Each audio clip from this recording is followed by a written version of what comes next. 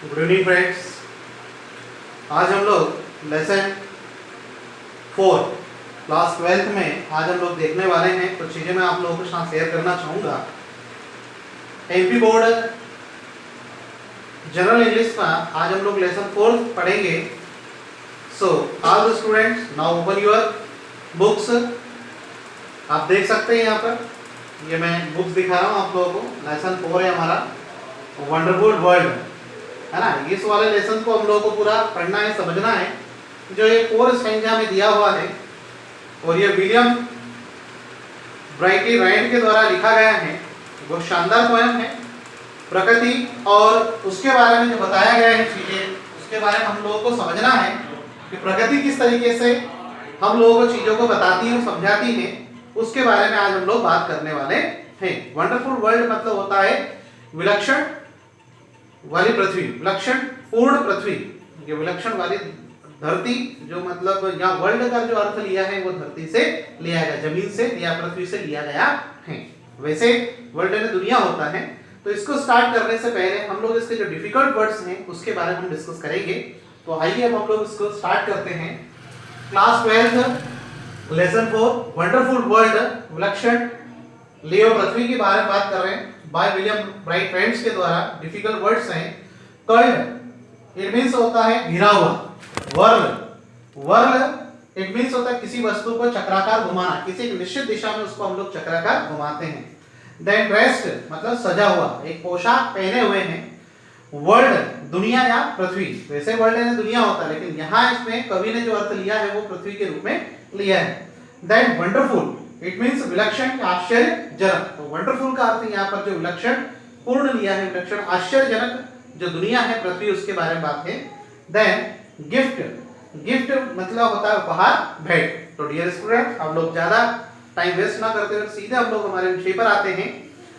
तो यहाँ पर ये जो विलियम ब्राइट फ्रेंड्स हैं जो कहते हैं, ऐसा हाथ करते हुए कभी समझाना चाहता है। एक तरफ आप इस चित्र के अंदर देख सकते हैं, मैं फिर से आप लोगों को एक बार बताना चाहूंगा।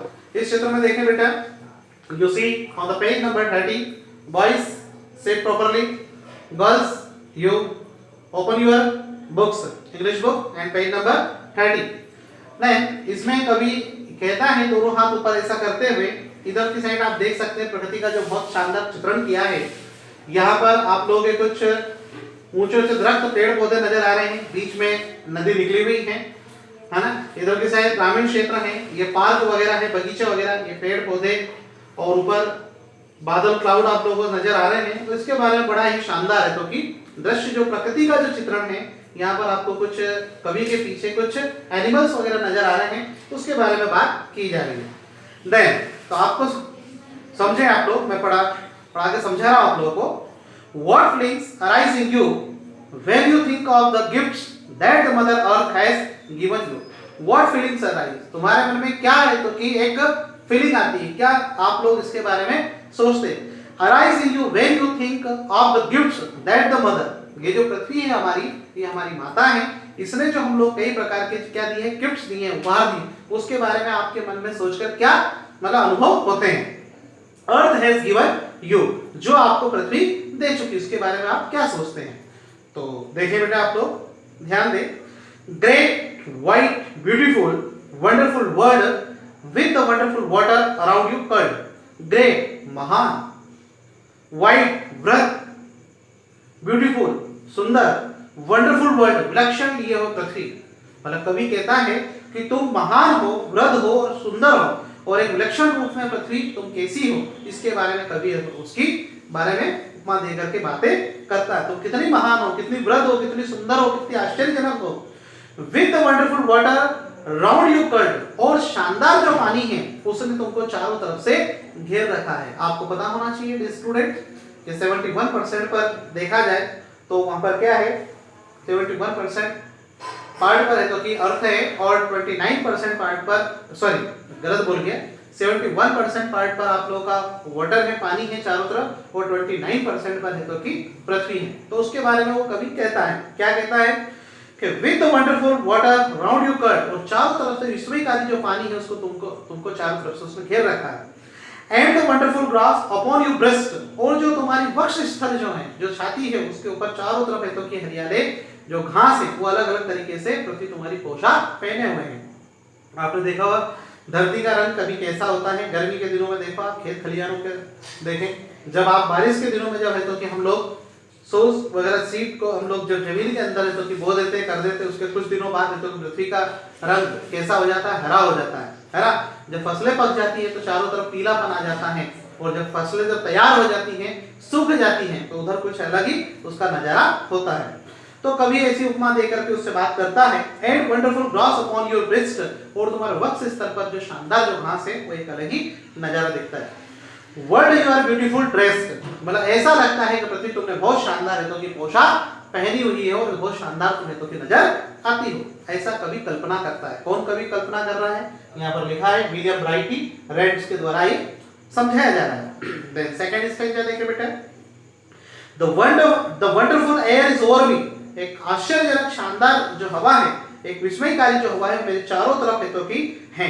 किस तरीके से, and the wonderful wind is shaking the tree, और जो विलक्षणकारी जो हवा है वो क्या कर रही है, उन शेकिंग द ट्रीज, उन पेड़ पौधों को झकझोरते हुए, वृक्षों को झकझोरते हुए आगे बढ़ती जा रही। It walks on the water and whirls the mills, मतलब पानी के ऊपर वो क्या करती है, चलती है, और बड़ी बड़ी जो पवन चक्कियां जो वर्स जो मील है उनको है तो कि ये घुमाने का काम करती है। और हवा and talks to itself on the top of the hills, और स्वयं अपने आप से बतियाती है, किसके रूप में, जो ऊंचे ऊंचे दरख्त होते हैं, पहाड़ होते हैं, वहां पर वो जाती है और उसे टकराती है और अपने आप में तो की बातें करती है। देन थर्ड स्टेंजा देखो बेटा आप लोग, you friendly earth how far do you go, अरे मित्रवत पृथ्वी how far do you go, तुम कितनी दूर तक जाती हो, जिधर देखता हूं उधर तुम्हारा ही नजारा मेरे को नजर आता है। मित्रवत पृथ्वी तुम कहां तक जाती हो। With the what field that not and the river that flows, और झूमते हुए खेतों के साथ, बहती हुई नदियों के साथ, मतलब खेत जो खलिहान है झूम रहे और बहती हुई नदियों के साथ, क्या, विद सिटीज एंड गार्डन्स, शहरों में और बगीचों में, and cliffs and the island, मतलब शहरों बगीचों के साथ, खड़ी चट्टानों और द्वीपों के साथ, इसको आइलैंड भी बोलते हैं, आइजली भी बोलते हैं, जो यहाँ पर दिया है आप लोगों को इजलीज, है ना। And people upon you for thousand of meals, मतलब क्या, हजारों मील तक अपने ऊपर मनुष्यों को लिए हुए, मतलब वो कभी कहता है कि तुम इतनी वृद्ध हो, है ना, इतना पानी चारों तरफ है लेकिन इतनी वृद्ध हो कि हजारों लोगों को हजारों मील तक है तो कि तुमने पूरा बोझ उठाए रखा है, कभी ऐसा सोचता है उसके बारे में और कल्पना करता है, क्या वो कहता है। फोर्थ स्टेंजा देखिए बेटा last, O you are so great, अरे तुम कितनी महान हो, and I am so small, और मैं कितना छोटा हूं तुम्हारे आगे, कितना तुच्छ सा बिंदु सा हूं। I tremble to think of you, जब मैं तुम्हारे बारे में सोचता हूं ऐसा तो मैं सिरहन सा जाता, ट्रिम्बल मतलब सिरहन सा जाता हूं। वर्ल्ड एट ऑल, पूरी दुनिया को जब देखता हूं, पूरी दुनिया तुम्हारे ऊपर जब निवास करती है उसको देखता हूं तो मैं सिरहन सा जाता हूं, दिमाग के अंदर कुछ अलग ही चीजें आती है, दिमाग में आती है, मस्तिष्क में, क्या कि तुम कितनी महान हो। और क्या, and yet when I said my prayer